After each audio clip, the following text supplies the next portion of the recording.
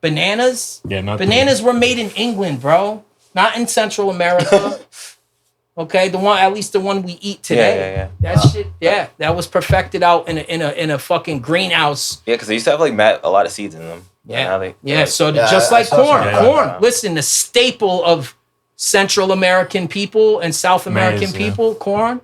Yeah. Which wasn't in Europe until the 1500s, right? But listen, this shit. That's what's killing was different though, man. Corn. It wasn't like the corn you see now, man. It was a very different corn, and they hybridized in like different strains, and they like it's not even the original thing, man. Isn't the natural corn? It's like white, isn't it? Like white? Well, I think there's different color corns, ladies and corn, gentlemen.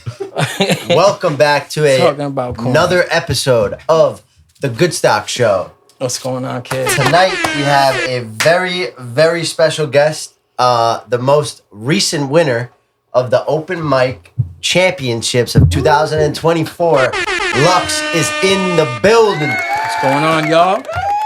We have Mayor Mark on the sticks, co-hosting for the night. Guys? How we feeling? Mark, everything good? Yo, what's good, my guy? It's been a minute. It's been a slow week at Stockroom, but here we are. Yeah. Will behind the camera. What's going on, brother? How you doing, guys? Sky Blue. Sky Blue sweater, baby. That's it. Brandon. Look good, Will. Look good. Lux, my guy. Yes, sir. What's good? What's happening, bro? Everything's good, man. I could complain, but I think we all got the same complaints, bro. Yeah, everything's good, got man. Got a fresh haircut coming out. Yeah, it came out ready nice to rock. Just for you, bro. We got a similar kind of cut going. Well, my hairline's going back, so that's why I get this haircut. Lux, you got an inspiring and interesting story, man. And I think we all do, bro. I think it's time for the people to hear about your story a little bit. All right. First off, how did it feel to win the Open Mic Championships? It was exhilarating. That's all. To be honest, I'm not used to that kind of attention. In fact, in my latter years of life, I've become more like recluse. So stepping out of my comfort zone was a big deal for me, man. Have you done something like that before? Have you ever performed? Listen, I think back in 1998, maybe 1999, I did an open mic down at Fordham University. And the campus near Fordham Road. Now I don't know if that's Rose Hill campus or anyway, it was the one near Fordham Road there.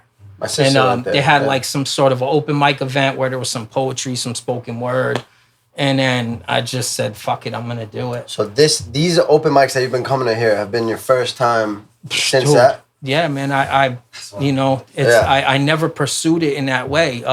You've only performed at 3 open mics here. Yeah, that's... And you won 2 of the 3. Dude, I've had a lot more experience than a lot of, the guys I see in here, guys and girls I see in here. But I think that comes with time, man, with everything. Anything you do, man, repetition is key. Yeah, man, that's very true. So, walk me through, like, the first time you performed here, then the second one, then the third one. First one, I see you fumbled a little bit. Yeah. You had like a B-Rabbit kind of moment where you came back and you fucking proved. Call it that. You proved to everyone like that you got real shit and you're not fucking around. Well, listen, to be honest, I think, and I don't even think that was your intention. My intention was never to win, bro. That's not why I'm here. It's not a competition. For me, it's more like being strong enough to go and fight my anxieties, fight my things that hold me back in life and it doesn't just apply to performing in front of people. It applies to everything. My job, my family, people on the street. It applies to everything. There's so many things that hold us back from being our true self or our best version of ourselves. And you're never gonna know unless you try. And it took me a long time to do it, but it just seemed like the stars aligned, bro. You worked with my wife, you on the other end, you were doing the studio thing, and she was like, she knows, she's obviously, we live together. She sees me write every single night when she's falling asleep. I'm still writing, and so she was like, she put 2 and 2 together. She was like, why don't you go see Josh? Because she sees I'm frustrated because I'm limited in my abilities, man. downloaded that DAW. I made myself figure out the basics of it, like, and I'm not, you know, at the level that Mark's at or the level that, you know, a lot of these producers are at. So I was frustrated, and she saw that, so she told me to go and see you, and I'm glad I did. I mean, I came down, I was all love from the beginning, you know, and I think we've done some cool things together. Nothing's, honestly, there's no such thing as perfect, but, you know, it's you know, beauty's in the eye of the beholder. I know that's a corny line, but it's true, man. It's everybody has their own version of perfect, and you know what I'm saying? I think if at least you're working towards it, like you're on the right path. You know? I agree with that. For real. I think, you have to have that strive. And then at some point when you're striving for the perfect, then you realize just ditch it. Like ditch perfection and go for it. Well, look, you guys post a lot of this stuff, a lot of like inspirational quotes from music legends like Rick Rubin and you know, this other guy who does the Twitter posts. Promo guy. Yeah, Promo guy. Like he's really good, really good, you know, advice. Yeah, Promo guy's got it all. And what the thing that resonates with me the most out of all those lines I've heard and all those phrases is, you know, once you start making things for yourself. That was Rick Rubin. Yeah. Yeah, and that's what it's about. It's not about making what's current or make what it for people, yourself first. And like if you look, don't get me wrong, you can make money and you could become trend in a trend. You know, you could ride that wave, but honestly, that's not what I do it for. I do it for myself, man. And the proof is the fact that I didn't go to a studio for fucking. I'm over 40 years old. I'm 44 years old. So, but I have fucking tons of pads, composition pads, filled with shit. You know, and it's not only that. I didn't pursue it until I was at this age because look, I feel like this. Everybody has their own clock, and you can't judge your life off of somebody else. Or like, well, he has a house and a family and a good job, but that's not you, bro. And he was born on a different day, and the stars are at a different position in the sky, and so many factors. His circumstances are different. So you have once you realize that it's, you have to go at your own pace. I think that comparison, it's like a weight's off your shoulders, and you could just become like you could be natural. You could be yourself. Yes, you versus you. That's right, man. That's it is. Every day. It's always been, man, from the cradle to the grave, bro. It is. Comparison is the thief of joy. Another thief of joy is expectation. Just inner dialogue. Gratitude, bro. Just wake up and be like, oh my God, I'm thankful that I get to create today. I get to do this. To live your own story. Live your own story. Speak subtly to people your always DNA, say to me, bro. People always say to me, oh, you live in your own world. I'm like, yeah, I do. We all do. Yeah, We all have a different so do you. We all got our own shit going on. Mm-hmm. We're all in our own simulation of this. That's right. We all interpret it differently. It's all about not perception. only something I have to say about you. Not only your story, like you could feel the rawness and authenticity, and your story that you're telling through your lyrics.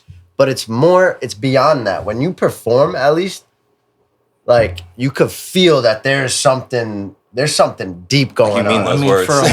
There's some meaning behind the word. There's conviction with what you're saying. Well, everything I write, I think about like these are things that I guess I can't explain it, man. Everybody has their own way of doing it, but for me, it's always been, throughout the day, I might, think of a line or a word play that's nice and sounds good, and I might jot it down. But there are the times where you're sitting there and you are in such a state of like, it's almost like an equilibrium of everything is in alignment and you're just flowing through. The best feeling in the world. And it's almost like somebody sticking their hand into your conduit. head, you're a conduit. And like massaging your brain a little bit or whatever it is.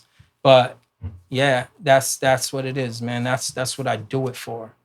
And those moments are how I achieve meditational bliss, like how I achieve my state, my flow state. Yes. Is naturally without bud or without whatever it is you're doing,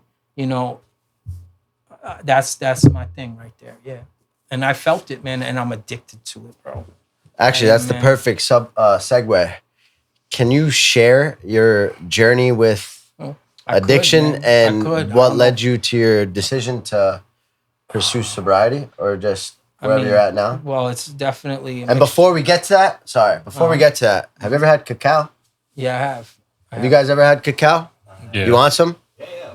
I'm good. I'm gonna take you up later because I just ate before I came. And I'm trying to be on a, a thing. They call this the superfood of the gods. By the way, this is the Goodstock shop, the newest venture of Stockroom Records and the Goodstock. Listen to that crack. All right, we'll get right into the story. I'm gonna pour myself a cup. Enjoy that, man. Help yourself. There's ice over here. Will, it's a beautiful thing. Yeah, I love something. Yeah, I'll take some of that ice.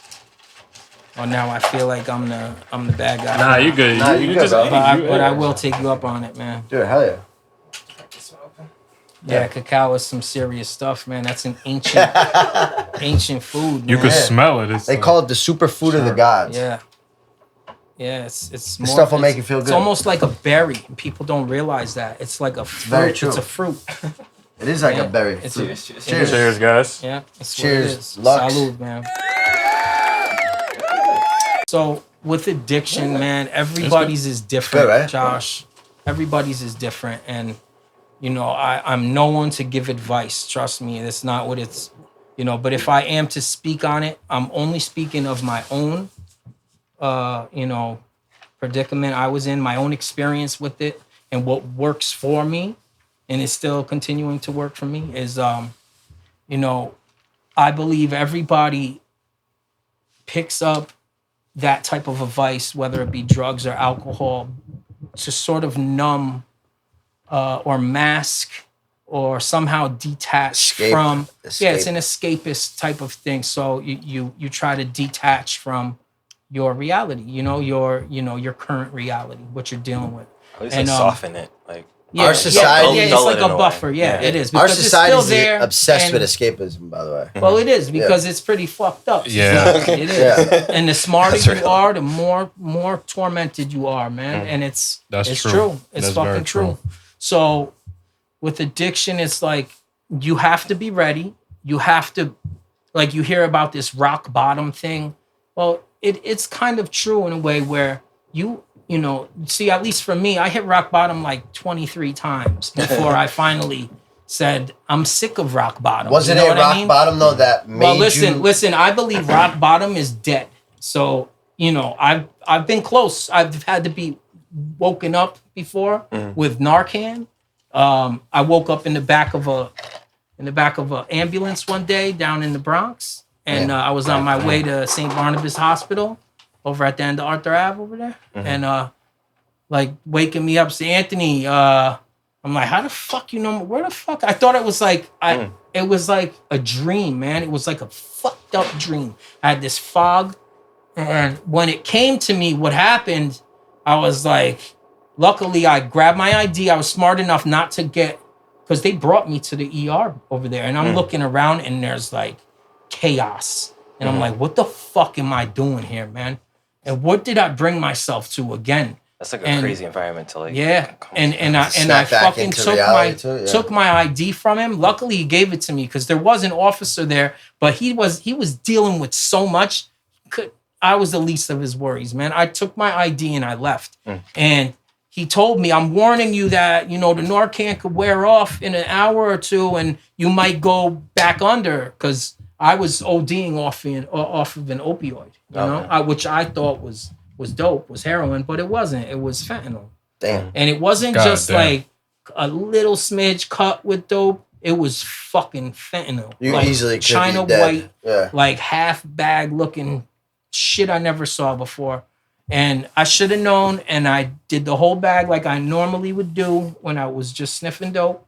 And I used to be able to function if it was just normal dope, but it wasn't. And I woke up, luckily. So the guy in the ambulance said, you're lucky that there was a nurse in there, a registered nurse on her break. Because I was right off of Fordham Road on, I think it's Bainbridge, or maybe it's not Bainbridge. I don't know. It's that first turn off and there's a fucking Dunkin' Donuts right there. And I all I remember is walking in after I sniffed the bag right outside. I walked in I ordered a coffee and a donut, and I woke up in the back of a fucking ambulance. Yeah. So you ordered a coffee and a donut while you were, and I remember having my money in my hand and that was it. Just like slip into a coma. Damn. And I woke up like like my whole shit was on fire because they're spraying that shit up your nose. Smelling salts. It's not smelling salts. It's a mist. It's like a fucking mist of some sort of naloxone type of thing, which is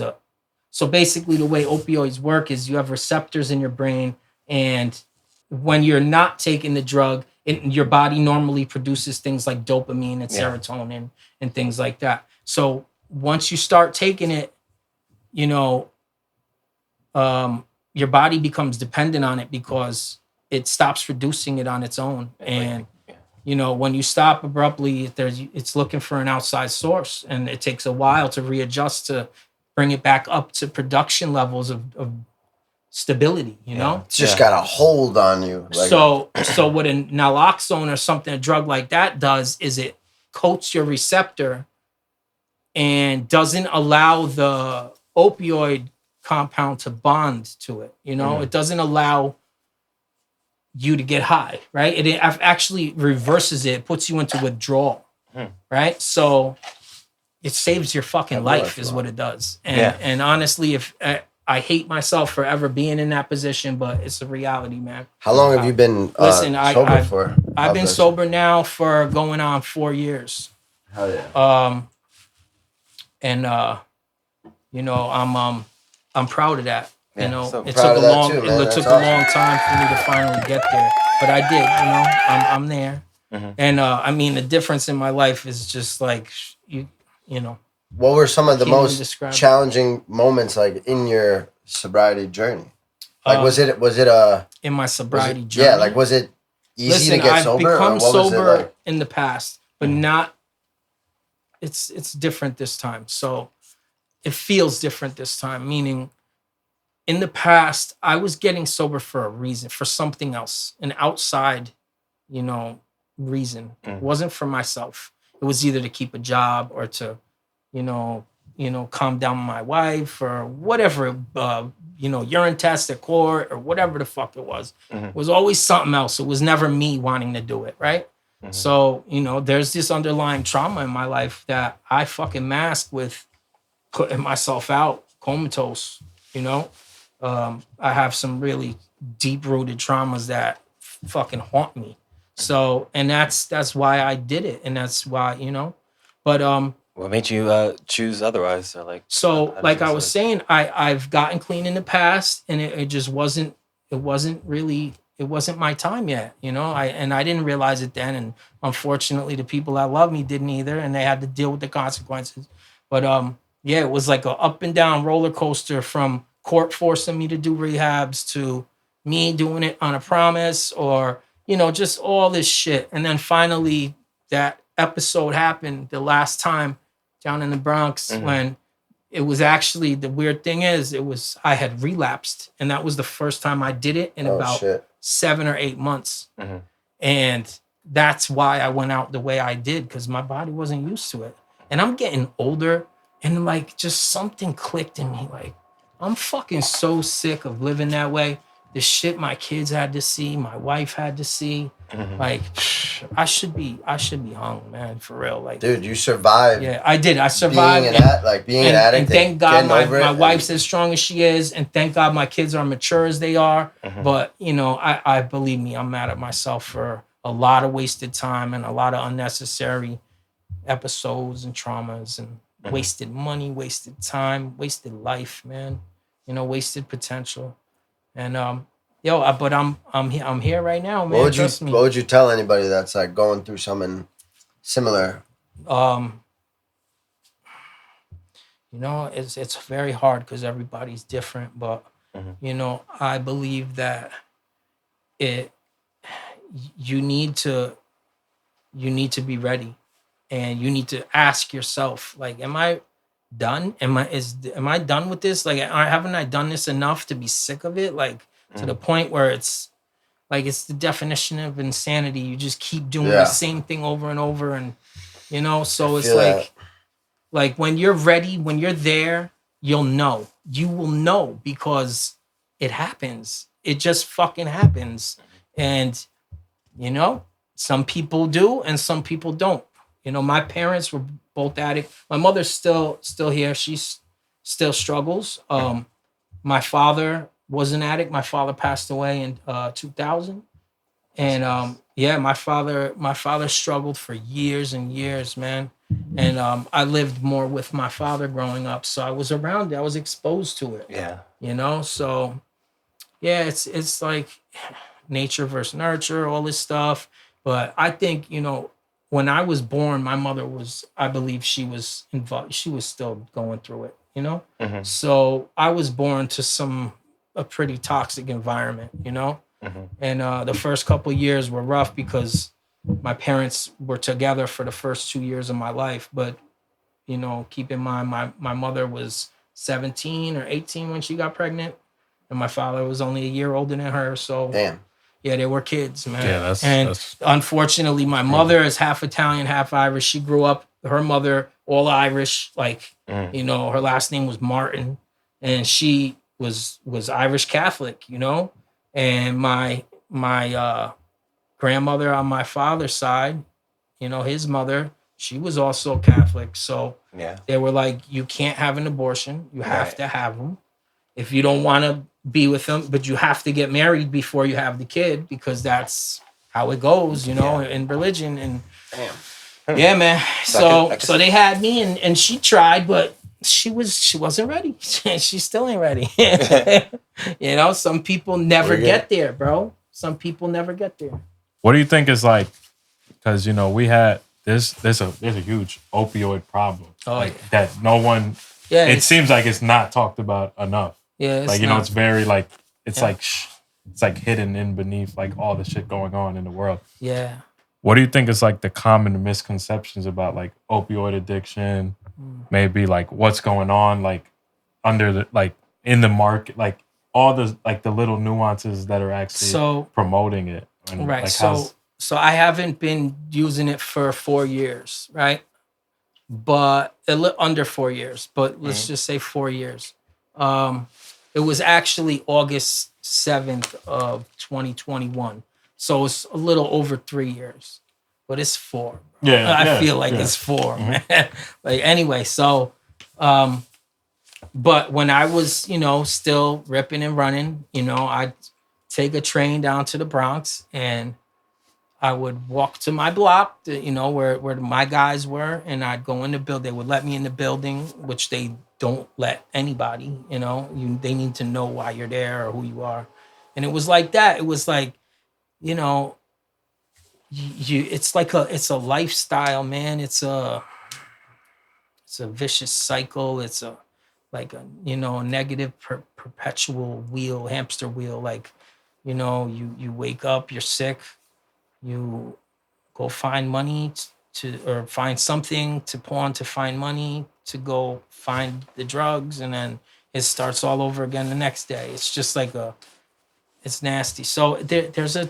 Were you working while you were in active addiction? So yeah. So they talk about like functioning. There's no such thing as a functioning addict, or you're either an addict or you're not. So I wasn't functioning. Or else, you know, I don't know. So, unfortunately, when I use, it's bad, man. It's not just the basics. It's like, it's bad. You know, it's all or nothing with me. Every day, all day? Like, so all day? Like, whatever, moments of not, like, how do you... So, look, when I was bad in it, it's like, if you had Coke, it was going to get cooked, and I was going to smoke it. That's how it was. It was bad, bro. It was not your regular socializing. Let's do a line and dance. Like, no, it wasn't like that, man. It was nasty, bro. So yeah. And was it by yourself? Yeah, man. It's this like crazy psychotic little. It's disassociation, man.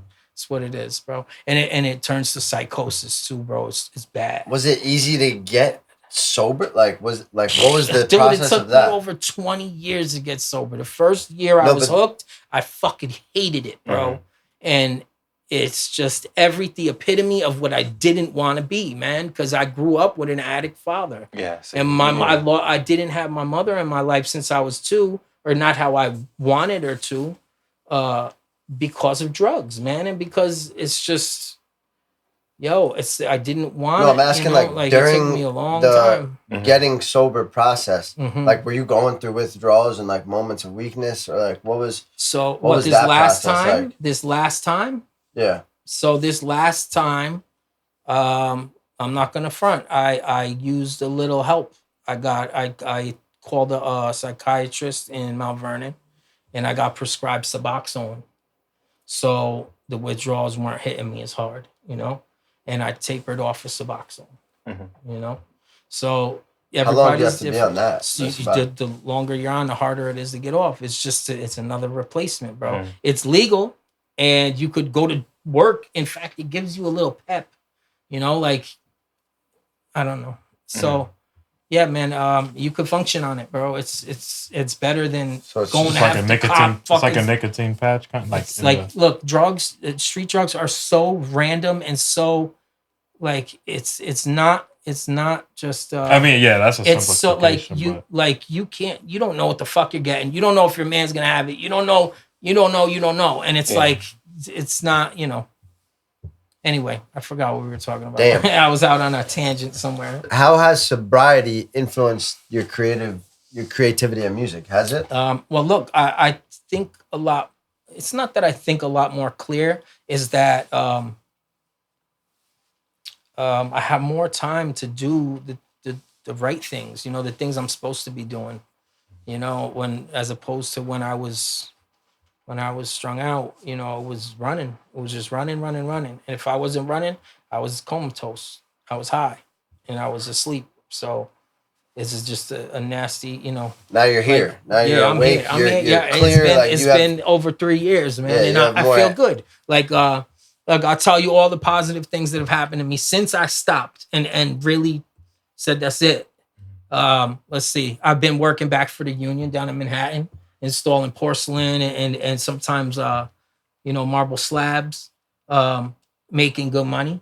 I've done several home renovations for high-end, clients from Greenwich to Darien to North Stamford. So I bought myself a nice truck. I'm just I take my kids out to dinner every weekend. Goodstock Open Mic. Man, everything's looking up, bro. So look, I'm a firm believer in vibration, man. Everything is vibration, bro. Everything is the frequency, man. And if you are attuned to the right frequency and you align your whole being, the core of your being to that, you will get everything you want in life, man. How do you do that? How do you get in tune with vibration and frequency? So look, diet is a big part of it. Yeah, which I struggle. That's with, That's what I struggle. Look, if you could master diet, if you have enough willpower to abstain from eating and cessation of hunger, you could master anything in life.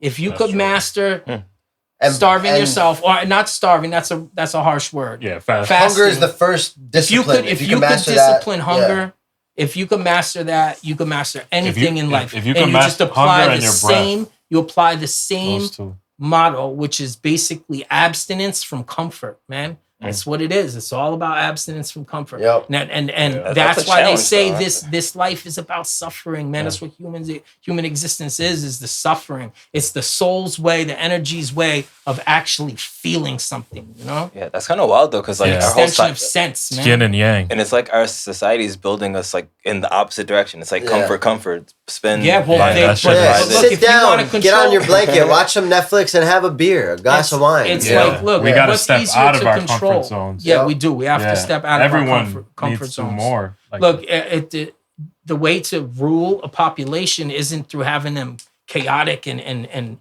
raging and lashing out. You want like to subdue them, you know? Yeah. And like it's like everybody's doing a Thorazine shuffle, man. That's what it is. Turn on the TV and just. That's what I think. I think alcoholism, it's everything, man. It's everything. This 5G shit. It's all of it, man. Alcoholism. It's the shit in our water. The shit in our food. It's the clothes we wear. Yo, you know that different fabrics vibrate at different frequencies, man.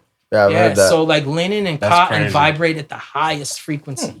And polyester are bad. Your lymph systems, the way our bodies flush out, and the minerals our bodies need once you understand the way a human body runs optimally, then you know what to feed it. And that's one of the biggest things is mastering that. I think the biggest part is mastering what not to do. Yeah, what not to do. It's all about, because we have so much shit. Back to that. It's everything's in our face, man. Yep. And my son and my daughter, me and my wife talk about this all the time with the tablet and the PlayStation and online, being online, right?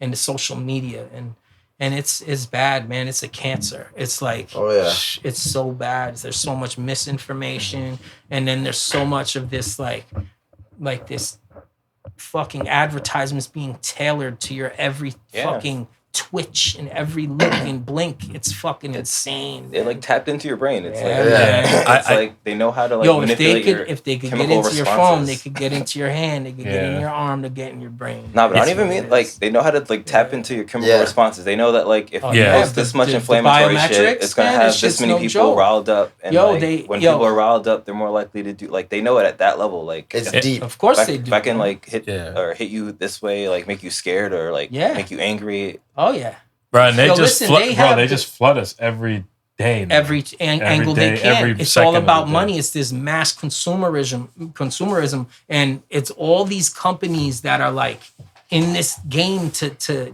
get your money, man. It's all. I mean, the thing is, the fucked up part is there's no escaping. There is, man. I mean, there's still places in this world there's escaping that don't have jurisdiction to bring you back. What's it called? There's escaping it if you have money. If you don't have money, well, not even. Listen, it's more about having skills. Yeah, that's my. Yeah, I mean that's true. That's my dream. But like, look at us. We're all here in a podcast on the internet, so people can watch it, so we can get crazy. Like, we're all part of the system machine, too. Man. We're 100%. We're not. We're all fractals of the same thing. Listen, bro. Look. Honestly, there's a reason we're here. There has to be some reason. Oh, there definitely is. Well, we're trying to produce. We're trying to produce and create, educate too, and yeah. But you know how many people say that, and then they end up part of the system. Like, at some point, you have to realize like you're consciously choosing to be a part of this. So I'm not saying like that negates the bad shit of the system, but you have to kind of be. You have to be real with yourself and be like, there's something about this that I love. Like, I feel like that's something I enjoy. I think waking up. Because you could go be a monk trying tomorrow to make if you it. want. I enjoy whatever you I want. enjoy trying to. You have ambition. I enjoy waking up and being like, all right, I gotta figure out. We're here because art and culture is our religion. Nah, I don't know. I feel like it's education because like I feel like if more people knew how to take care of themselves, less people would rely on this society. But it's just at this point, so many people don't actually know how to do that. Yeah. Well, no, the society aspect and using the system isn't what's the bad thing. I think the bad thing is the bad stuff that people put out, like the bad stuff that they're shoving down our fucking faces every day. Yeah, but for like sure. We're not shoving bad stuff. No, there's definitely. I don't mind the system. Good vibes, bro. Yeah. It's like underground. There's a difference between the mainstream and the underground in everything. It doesn't matter what. And the underground are usually the rebels, bro, fighting the system, the machine. Sticking to the man. Yeah, and usually that's where the real message is. Like this, it's just like like hip hop. It's the way that. Our word of mouth, man, throughout the ages, bro. It's the way our philosophies were handed down from, sage to sage and magician to magician. It's how our tales and our mythology has been passed on. And I think there's a lot out there that you could be misled by, and it's crazy how deep it goes with symbolism and all this stuff that you're seeing, that you're hearing, all this stuff that you're eating, that you're, all this shit is so toxic. But and it's so normalized for people to just consume it and operate at that low frequency. Yeah, like it's what it's about, man.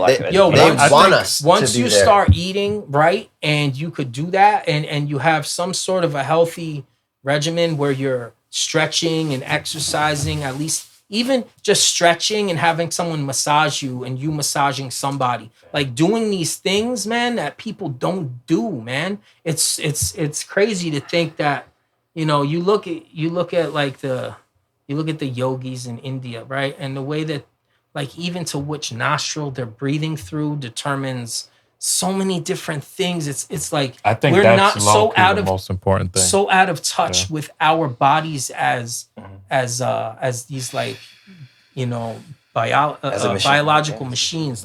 You know, if we understood ourselves better, we'd be better off. You're right about that. And no, it's like at the mainstream education, they're not teaching us how to breathe. They don't teach. But they should be teaching us. Of course, man. There should be a part of every day with no overhead lighting.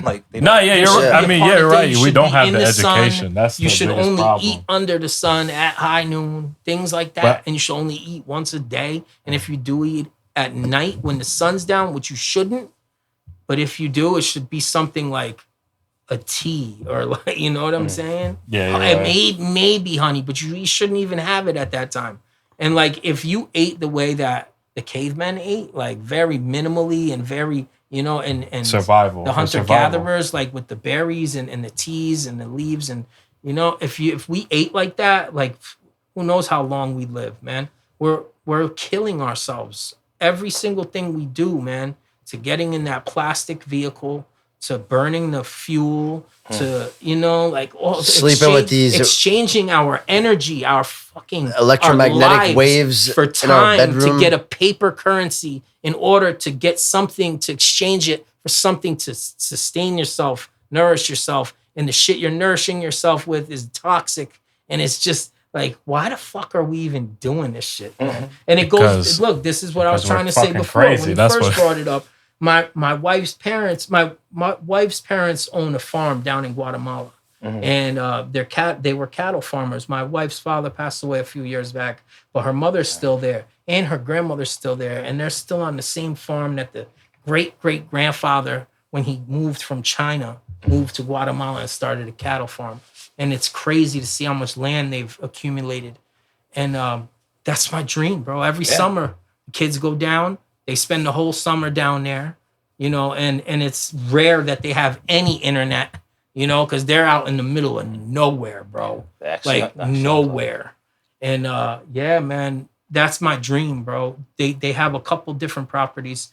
There's one where they have the pastures for the cows, where my mother-in-law lives in her house. But she also has a property up in the mountainous area, and it's crazy, man. There's a little patch of rainforest on her property, and there's a natural spring that it goes down the rocks, and it makes its own little creek, little brook, and it brings so much life there. And it's like, dude, the feeling you feel being in there, the smell of the mycelia and the minerals, just the and life, like, that's it. Yo, the sound of the bird song and all that stuff, it makes you stop and be like, this is what we're missing, man. Absolutely. Yo, they don't teach you how to grow your own food. They don't teach you about seasons and lunar cycles. They don't teach you about shit in school. They don't teach you how to cook.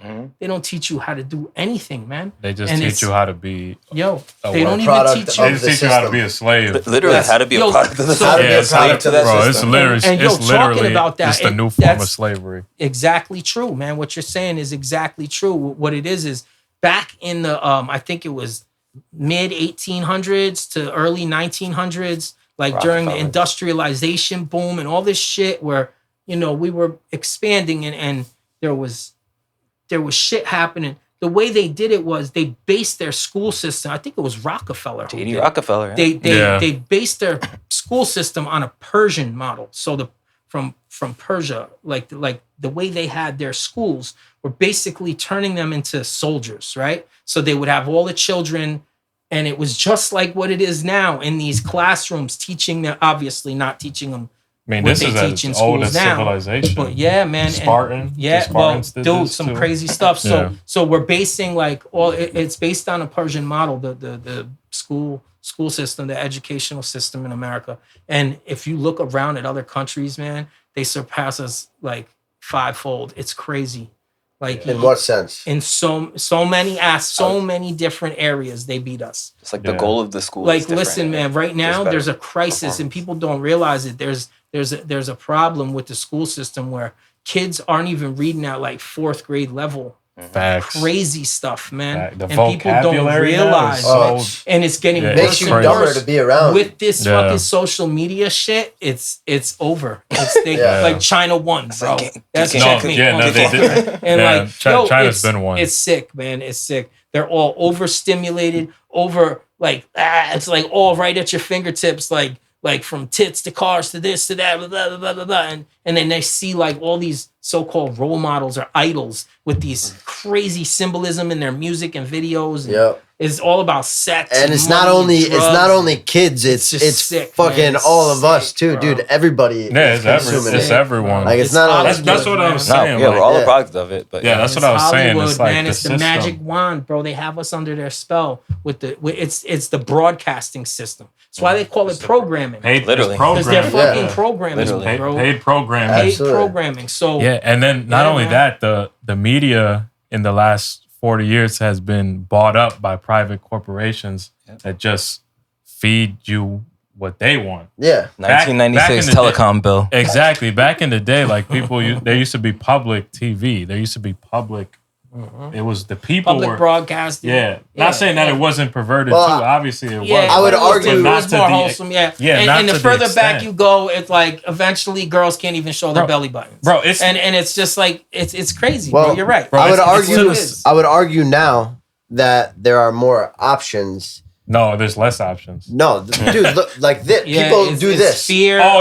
There's different kind of shows on all different kind of streaming platforms. Yeah. What I'm saying is there's more options in the sense of outside of just not TV. Just what they're feeding us through the televised. Yeah, that's true. Like they used to just feed you the entire brain. To your fucking shit. Even the people who start off independent, they usually get bought out. Like by course, you know what I'm saying? Like, doesn't matter. Like we can name any big podcast. Everybody's got a price. Yeah, especially Juan Soto. Band like Rage Against the Machine, bro. Nah, he earned. They were like the biggest that, ones, and now they're commercial. It's like that's skill. That's crazy. But, no, exactly. But it's crazy. Not and like, I mean, it's all not. right, Lux. Let me ask you a question. Let me ask you both a question then. If a record label came up and was like, "Yo, like we want you to be a part of our system. Here's $1 million." Of course. But like, what are the strings attached to it? The strings are attached. You gotta come out with a certain amount of music. You're part of their system. You gotta do what they tell you. And they own a certain amount of the rights. Is what it is. Yeah, you gotta be a part of their. But honestly, listen. I mean, $1 million. To be honest, everyone says like, I wouldn't do it, but $1 million. Yeah, $1 million will change your life, man. You would think about it, even if you say no. Everyone's gonna think about that. Of course. Like, like you're gonna be like, I can take care of my parents. You have to have enough time to obviously read it over with an attorney, right? But besides that, you really got to do. That's the first thing you do. And if you're gonna, you got to weigh it out, man. Like, how much of your life are you selling right now? So you got to think, how long is it going to take you to make all them songs that they're asking for? Certain amount of albums, certain amount of songs, or whatever it is, right? Plus, they want a certain percentage. What are we chasing? What are we chasing with all that? What are we chasing? So that's why I don't do it for that. Is it our ego trying to listen, a part of it, you have to have an ego. Well, look, we're humans, bro. We all have it. Like very few people don't, and those motherfuckers are sitting in a monastery somewhere. Okay, so. If you live here and you work here and you pay the bill and you're in a rat race, life, it's what it is. Unfortunately, especially in New York, right? Especially living in New York, where everybody's fucking going 90. Yeah. So it's like, So look, if somebody offered me $1 million, which is crazy to think of, I would definitely do it, and I would look at it as a but then you have to make some music that's not necessarily fully authentic. Well, look, they're gonna change your music anyway. It doesn't matter because. You think that when any of them go in there and I want it to sound like this, but they have a whole team that has it after it's out of your hands and added your producer's hands. That's like they're changing so many things just to fit a certain demographic. They have these projections. They have all this idea of what it could do if there's certain criteria. They're probably changing the hertz too to make it at a lower frequency. It's a whole thing on it. It's crazy. I agree with that in some sense. Whatever. If that's what you want to do, take it. And do it. I don't care. I'll take my $1 million and I'll go to the farm. Straight up. And I'll live for the rest of my life. You still gotta jump through the hoops and do all the music. Yeah, you gotta be a part. You gotta be part of the circus for a little bit. I mean, you could leave and like Well, yeah, that's what I say. You gotta weigh it out to see how much of your life you're exchanging. I think is the most influential things in culture. Like it's generally Hollywood and music. The thing about music, you feel like influence in like tech companies are like social media competition now. Yeah, in terms of I think controlling culture. Social media's got it. Man. Sports has way more influence than music does. Well, I don't know though. Music might have a more subconscious effect on people. I mean, music is like super a spell, powerful. like a spell. Yeah, there is a spell. No, music is super powerful. It's a subtle spell. Yeah. But there's a lot of people like we're in it, like because we listen to music, we make it, we love it. Yeah. But think about the millions of people who don't really give a shit about music. Like yeah, it still has some subconscious. Yeah, they're listening to the devil's music mostly. Yeah, it has. Sometimes they just don't even give a shit about it. Yeah, some people aren't into it. But it sounds crazy to us. I think. Yeah, but there's still music playing at a shop that you go into that subtly enters your brain and enters your ears. The way I think, because like it influences the visuals, it influences like the fashion, it influences the way people are showing up. Oh yeah, in a most lot of definitely. ways. It's part of culture. It is definitely like music is powerful as hell. Don't get me wrong. I'm not saying it's not powerful. I'm just saying it's lost a lot of its real power that it used to have. Look at a movie, right? If you take because there's so much the soundtrack away from a movie, it's not the same. If it's a horror movie and you turn down the volume, it doesn't scare you. 100%. So it has to, music. Yeah, man, it's a certain frequency, man, and I mean, even that has been tampered with throughout history. Like the frequency that we hear most of the music right now is like it's like a metric that was chosen the hertz. The lower, the 808. No, it's a higher frequency. It's a 440. That's what we hear our music at. So I think we're supposed to hear it at like a 432. And all these DAWs have it programmed. I'm not saying you're supposed to do anything. I just think I think that the 432 hertz is a more harmonized hertz, like a more like there's just smoother, and the 440 there's like a little bit of like randomness kind of. No, there's something subtle that it does. Yeah, I've looked into it. There's something's. I wonder how much of that is just fucking pseudoscience and it's so bullshit small though. And so subconscious. That, I'm sure it has some rooted truth, but there's probably some bullshit too. Yeah, so propaganda was a big thing for a long time. Like things weren't always like this with social media everywhere, and news and screens and cameras everywhere. Look. It was different back in the day. And the 432 hertz debate. Some alternative health proponents claim that tuning to 432 hertz is more beneficial than 440, citing alleged connections to the Earth's natural frequencies. Yeah. But it's not supported by scientific research. Disclaimer. Yeah, that's what I'm saying. That shit could be bullshit. But I don't know. It has probably rooted in some truth. But listen, I mean, if we don't fully understand, at least I don't fully understand it, but I do know that everything is frequency, man. And 100%. If you're not in the right, if you're not tuned in, man, you fuck your whole shit up. So. You are, I feel like, there's so many different distractions and shit. But you're your own composer for your life. That's right. 100%. You are the one that is in control of your frequency, regardless of all the bullshit. Yeah, but it has a lot. I think the outside has.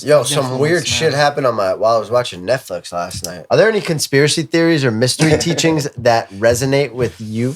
Yeah, I'm interested in that stuff. I've always been since I was young, and it's this. There isn't one in particular thing. It's all that stuff intrigues me. I know that there's deeper meaning to so many things in this world. All these things we see, we read, all this stuff that's been fed to us, all the stuff that we experience. There's deeper underlying messages in a lot of the symbolism that surrounds us. And it's influencing our subconscious, man, at a real subtle level that we don't notice. We don't notice with our limited senses, but it's there, bro. And I think there's more to it, man. There's a lot more to it than what we think. And I don't like the way the world's going right now. I think we're in a negative part of the cycle, because it's cyclical, man. We go through ages. We go through these high points and low points, and I mean, there's people that believe like the earth is flat or this and that. Look, I believe in certain things, like I'm more on the science side, saying it's a ball and we're being held by the gravity of our star, our sun.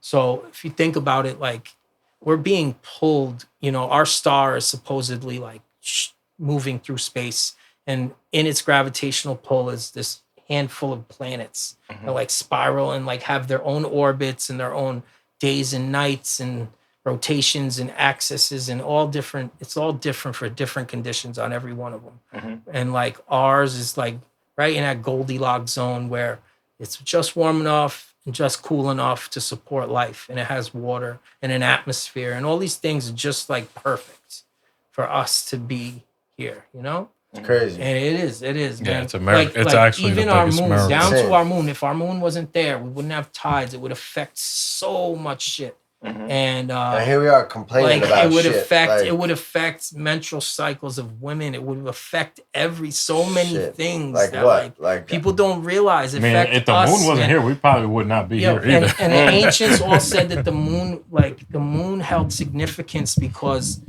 during a full moon, like a lot of the rituals were performed and a lot of rites were performed during full moons.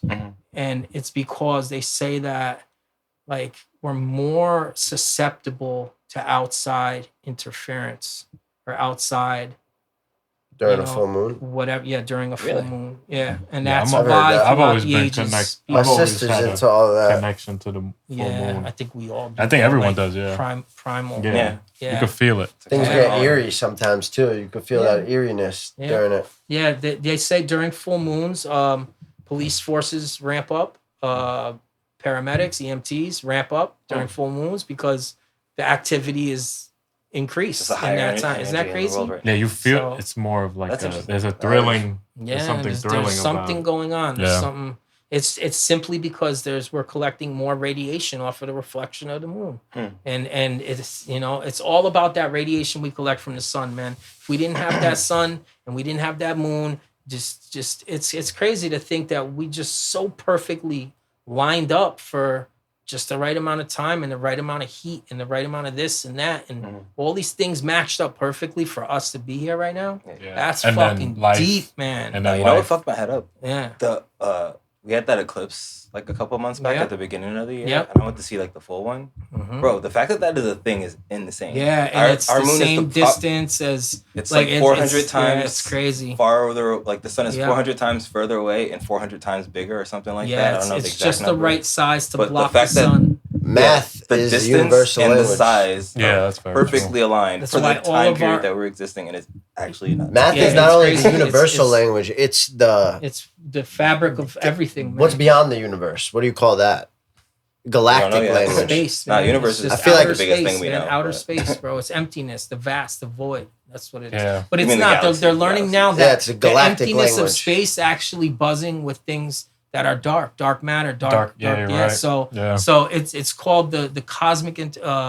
It's like this force. It's a weak force. So in nuclear forces, there's different kinds of forces, and it's like this. It's I can't even explain it, but it's something. It's what holds everything together. What the ancients used to call the ether, and that's what everything is connected through. That's how our hearts beat. That's how this shit is happening. That's why they call it when you're in the casino or you're gambling, like and you're hot, you're under the ether. That's what they call it. They literally call it that. It's this unexplainable thing that takes over you. That's what it's like this. The ether is like what the. Like I know in physics, in the physicist terms, that's like ether. It's before Einstein, like that's. Wait, what happened? Well, so they used to believe there was earth, wind, fire, water, and ether. Yeah, like wait, is active addiction like being under ether all the time, kind of? Like, nah, I don't know. That sounds like a scam. That sounds like they just hyping you up. No, that's probably they probably just took the terminology. Yeah, it's just no. It has nothing to do with the ether. It's but just, there's like a physicist. There's like a physicist. Like there was the model of understanding like the universe before Einstein. Physics was Newtonian. Yeah, Einstein replaced him. He was the alchemy, first theory of gravity as a force rather than Isaac space-time Newton relationship. spent the last 40 years of his life after he came up with all his theories. Mm-hmm. He spent it as a recluse, studying alchemy and trying to mutate something into something. Was he trying to make gold? It's crazy. I think heralded scientist that was also into alchemy or something. You know, who knows, man? Well, how do you feel think the smarter you are, man, you're fucking nuts, dude. Tesla. How do you feel? You took the words out of my mouth. How do you feel about Nikola Tesla? He was touched, man. He was touched, and like the common theme of these people, like Rajma, what was the guy's name from India? The young boy I know who you're talking about. Who was a mathematician. He was crazy. Like all of these, they say he was crazy, but like, but I mean in a good way too. Yeah, in a good way, right? So you know, it's just Western medicine and Western logic and philosophy considers people who are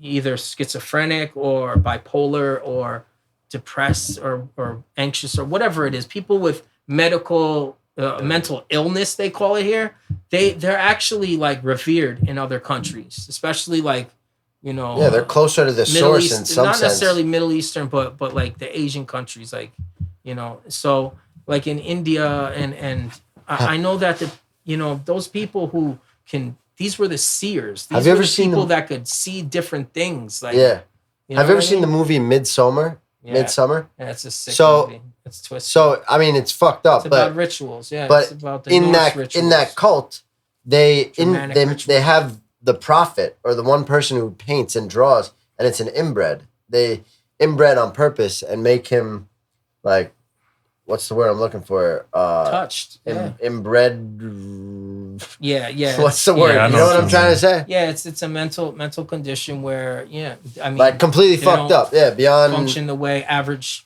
people do, but.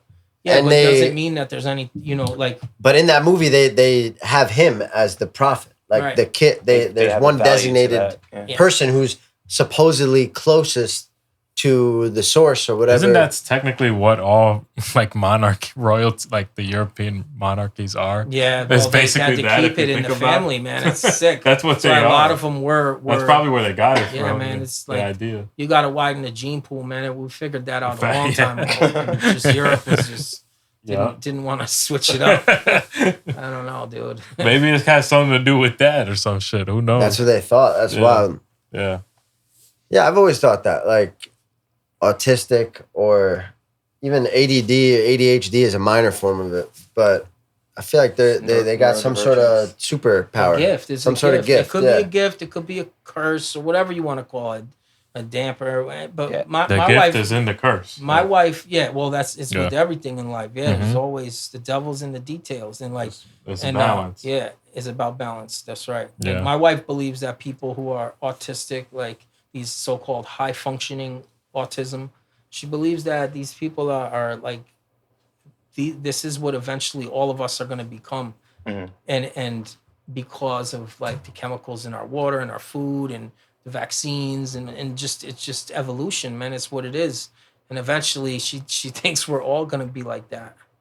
And that's going to be the change. I would say more because autistic. I think that's a far out thing to think. That's an interesting thought, but I have opposing thought on that. Machines in the future. Instead of autistic, I think they're turning us more into like couch potato brain mush. Yeah, that's where autistic people actually have a high, very high buzzing, man. Buzzing, yeah. Like they're making us complete brain mush. Yeah. It's fucking but that's why I think brain rot was like made a word or something this year, I think. Yeah. Bed rot. Brain rot. Yeah. I mean, I feel like and that's what's happening. If we don't kill ourselves through World War III and shit, like we're just gonna become robots, like straight up. Yo, think so? They're not even hiding the fact that that's the main goal. They're gonna be thinking for us at least. Like, remember that movie? I think people are gonna try to merge with where AI. People were like, they basically had AI running everything, and they just like floated around on chairs. Gonna, like, they were all obese and like. No. I mean, that's step one. That's where we're at now. Yeah, bro, we're there. But I think the next step is people trying to merge with the cloud, like. Like have sex with a fucking download your that's where your brain. Well, that's where we're at. That's happening. That too. That usually leads to charge. But it's gonna be like people trying to download their consciousness. Yeah. Well, look, I asked ChatGPT if she could ever. I don't even know if it's a she or he, but I asked it if it could develop a consciousness, and it said maybe. And it didn't say no. Is what I'm saying. Yeah, it's scary. No, machines will definitely have the ability to become in some future. Like, yeah, but so much input. Can you develop a consciousness? Is what's going to lead it that way. Can you develop a consciousness? Nope, I can't develop consciousness. I'm designed to process language and provide responses based on patterns. Can you talk in an Indian accent, please? Sure. I can speak with an Indian accent. How's this? Damn, chat's kind of racist. You'd like to chat about. Can you mix Indian with Irish? Can you talk in an Indian and Irish accent, please? I was about to say something good and I forgot. A coronal mass ejection that wipes out our satellites and our communications and fries our grid. And what it'll do is, that's gonna kill mad people. It's gonna kill out all the weak, and we're gonna have to start from scratch. And eventually, I think, as morbid as that sounds, that's like Earth's best chance right now. Do you think there was a cancer? We're a parasite to this Earth, bro. Do you think there was an advanced society back then? Advanced civilization? Oh, there had to be. I mean, all life is killing, like literally killing itself all the time. We only have the point. Like, unfortunately, like biological matter decomposes, man, and like, we could only date shit through biological matter. We can't date stone. And if we could date stone, we'd be able to see when these things were made. But you can't. It's like stones are millions of years old from mountains. And so anyway, but I mean, just the way that these people, their constructions, their mathematics and geometry in their construction is just it's like even surpasses what we do now. Yeah. And it had more of a spiritual and more harmonizing with the earth way about it. The way they built was what was in harmony with the earth, and the way the earth like to resonate with the earth. And is there anything doing that now? Anything or anybody what do it like in harmony with the earth? I think we're trying, man. I think we're trying as a collective. Is there any collective besides Stockroom Records and Goodstock?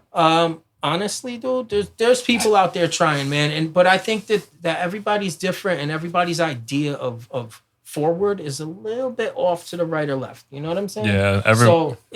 We are the most divided and confused, I think, that we've ever been. Yeah, they did a good job. Individuals to us, and a nation. They fucked us up, man. Yeah, they fucked us up. I mean, I don't know. I don't know about that though, because I mean, we are more divided and confused. I agree with that. As a mass, I'm not including myself in that. I don't think that's necessarily a bad thing though, because society had been so perverted and so fucked up. The script we were on was stupid.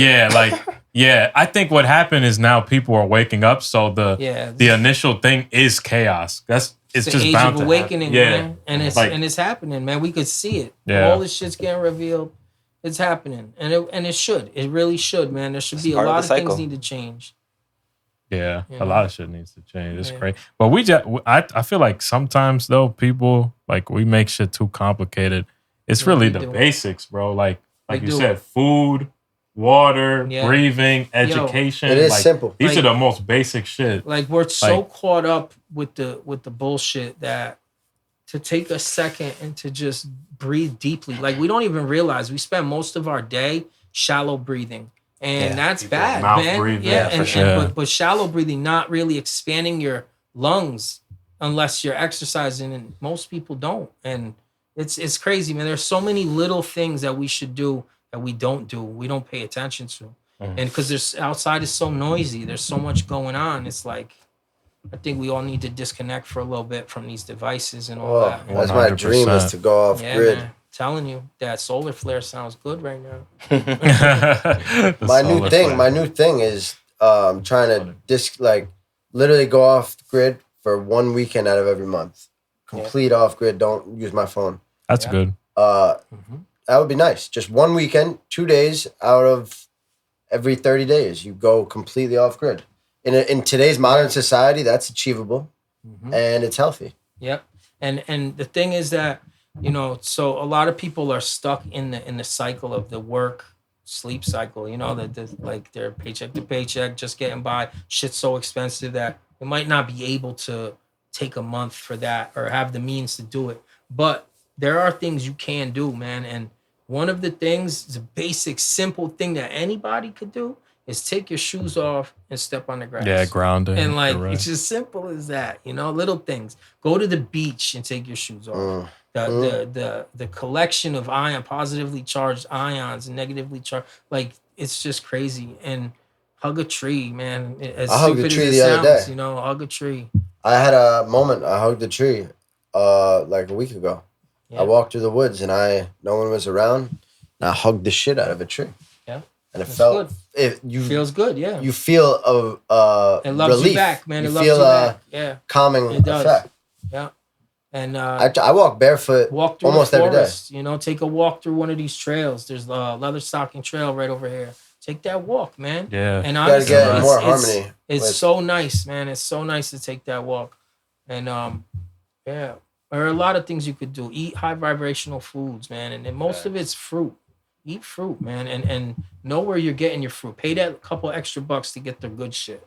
You know, don't skimp when it comes to food. I know we're all looking for a sale because shit's really fucking hard right now. Also, cook your own food. Yeah, too. Cook your own food and learn about nutrition, man. Learn about the human body and the way, you know, most of us used to fast, man. Don't use none of these. That's why the word breakfast exists, because you're breaking the fast. Don't use any of these fake oils that they there's a lot of things, man. You know. But I think if you are gonna treat yourself to a vice, if you're gonna eat an unhealthy burger or something, enjoy the burger. The moment, yeah. Don't feel guilty about it. Yeah. If you're gonna not to get graphic, but if you're gonna, because nobody's perfect. Like, I know all these things. Like, I struggle with following these things myself. You know, Facts. I'm nowhere near perfect. I'm the worst out of all four of us right here. So, but little wins, man, they add up, and just keep trying. You know, just keep your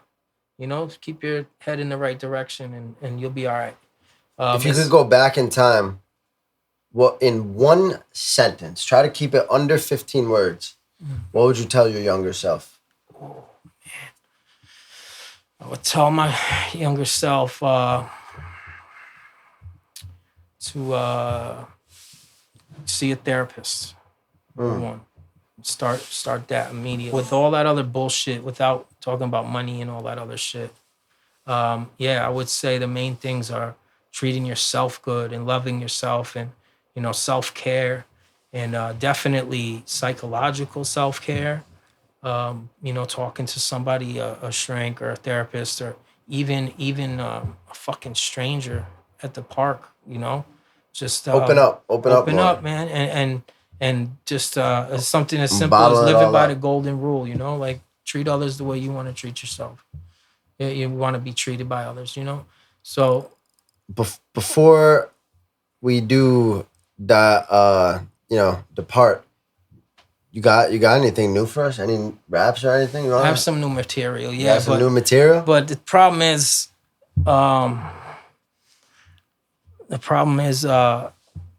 it's not finished, that song. And that newest one I just made with Mark, the vocals are too hard to I need to be layered.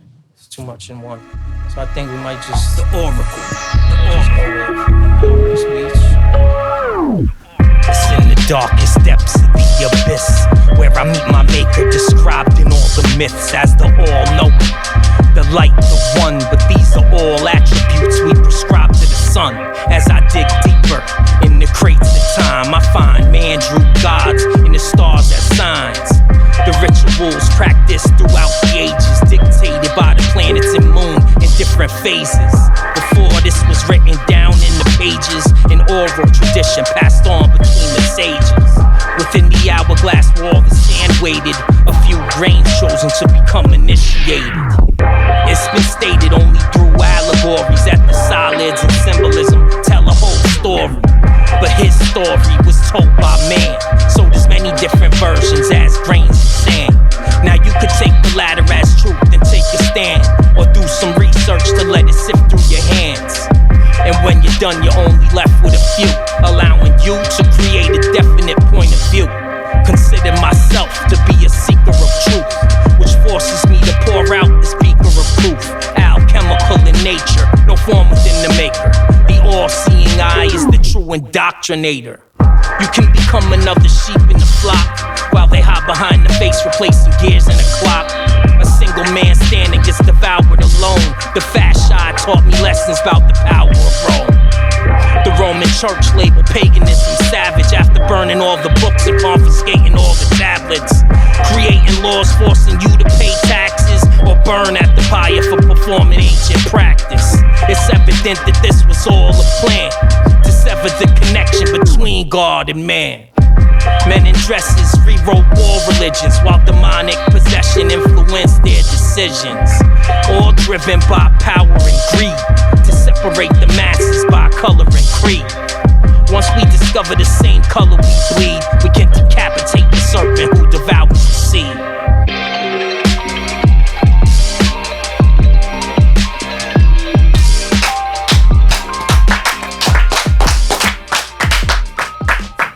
Damn. Yeah, I think that sums up. Yeah, everybody heard that shit so many times. Next time we'll do something. Yeah, but you got to remember, it's our. We made the song. Yeah, we did. So I made the beat. You rapped on That's it. right. We've heard this a million times. Yeah, but there's someone out there who they're gonna hear it for the first time. Yeah, all right. Yeah. I think a lot of people. That was for you. That's for the. That was for you. Yeah, exactly. All right. And I think it hits every time. It does hit. Because you feel it. Yeah. I mean, the shit you're rapping about, you're gonna pick up something new every time you hear it. Yeah. And I like to write things that are deep. You know what I'm saying? They're gonna pick. You can't. Everything you rapped, you're not gonna pick it up the first. Yep, exactly. And that's what I like about what. Kind of rap. Yeah, I like that too. Yeah. Man. Thank you, Mark. I appreciate Men in that. dresses rewrote all religions. That's what stuck out to me on this one. Yeah. That's what it was. Yeah, time, me too. bro. Actually, yeah. I mean that's usually demonic possessions. Yeah. Influence their decisions.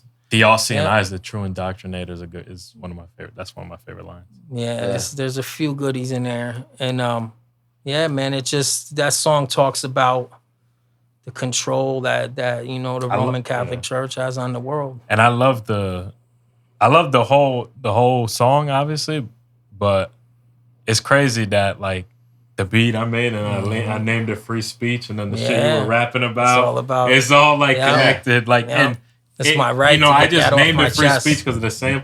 It was supposed to be, bro. Yeah, it really was. It rhymed up. Yeah. It's all aligned. It's all aligned. It's all aligned. Brother, man. Love you too, Josh. That was fire. Love you, Will. Love you too, brother. This is dope. Oh yeah. Do you want to say anything? If you were to leave Earth, what would you give the people? One last message. Come to Stock. No, this Lux, the Oracle.